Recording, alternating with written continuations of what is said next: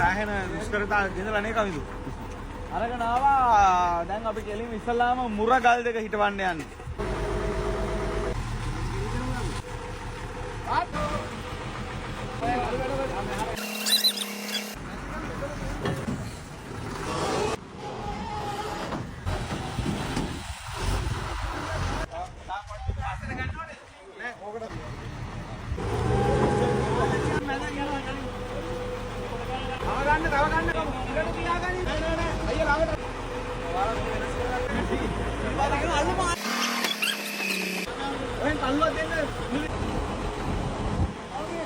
අරිසිමලයට අරගෙන වඩම්මගෙන ආපු පිළිම වහන්සේ සෑමල්ලුවේ තැන්පත් කරන්න ලැහැත්ති වෙන්න.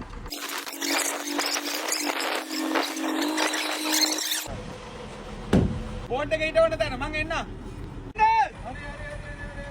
අරේ ආයෙ මොකුත් කියන්නවත් තියාගන්න.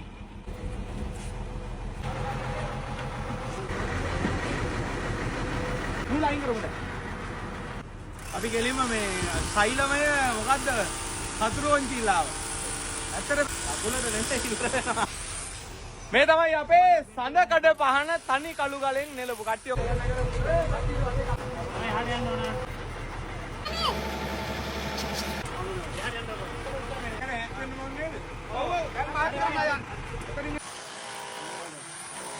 ඉතින් ඔන්න අද අපි බලාපොරොත්තු වුණා වගේම අද බ්‍රහස්පතින්දා 6 වෙනිදා හවස 6 වෙනකොට හරියට සඳකඩ පහන මුරගල් කළුගල් බුදු පිළිමය මල්ලාසනය පිළිමාසන මේ සියල්ලක්ම තැන්පත් කරලා ඉවර වුණා. ඉතින් අද මේ කටයුත්තට අපි ඊයේ රෑ 12ට තමයි අරිසිමලේ ඉඳලා පුල්මුඩේ ඉඳලා පිටත් වෙන්නේ. පාන්දර 5 වෙනකොට අපි මිනුව මේ කොටදෙනියාවට ගිහිල්ලා ඊට පස්සේ පටවගෙන ඊට පස්සේ හවස 4 විතර වෙනකොට 3:00 විතරදී මේ ස්ථානෙට ඇවිල්ලා දැන් ඔන්න වැඩ ඔක්කොම ඉවරයි. ඉතින් මේ වෙලාවේ මතක් කරන්න ඕනේ එහා පැත්තේ තියෙනවා 10 wheel රථය. කඩවත කිරිල්ලවල එහෙ ඉඳලා ඇවිල්ලා අපේ අයියාගේ නම මංජුලයියා. මංජුලයියා සහ ඉන්නවා චූටි පුතා. අම්මයි අක්කයි නේද?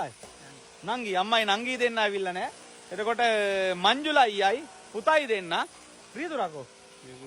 රියදුරු මහත්තයා මහන්සි නිසා වාහනේ නිදි. මෙන්න මේ 10 wheel රථයේ නොමිලෙම තමයි කොටදෙනියාව ඉඳලා මේ ස්ථානයේට පිළිම වැඩමවීමට අද අපිට උපරිම ශක්තිය සහයෝගය ලබා දුන්න. ඉතින් බොහෝ කාලයක් මගේ Facebook page එක follow කරන මගේ videos වැඩසටහන් බලන කල්යාණ මිත්‍රයෙක් හැටියට මම හිතන අයියට උනත් ජීවිත කාලය පුරාවටම හිතලා සතුටු වෙන්න පුළුවන් උතුම් පින්කමකට අනාගතයේ මේ සෑමලුව දැක්කම අපිට කොයිතරම් ලස්සනද කොච්චර සෙනගක් අනාගතයේ මෙතන වන්දනාමාන කරයිද ඒ වන්දනාමාන කරන හැමදෙනාගේම වන්දනාමානයට ලක් වෙන්නේ සෑමලුවට පිවිසෙන අය Tamanගේ පය තබමින් සෑමලුවට ගොඩ වෙන්නේ මේ සඳකඩ පහන් ඒ වගේම වන්දනා කරන්න පිළිමාදී. ඒක නිසා ඒ කටයුත්තට ශක්තියක් වෙච්ච මංජුලයියා පුතා ඇතුළු පවුල හැමෝටමත් පින් දෙනවා ස්තුතිවන්ත වෙනවා.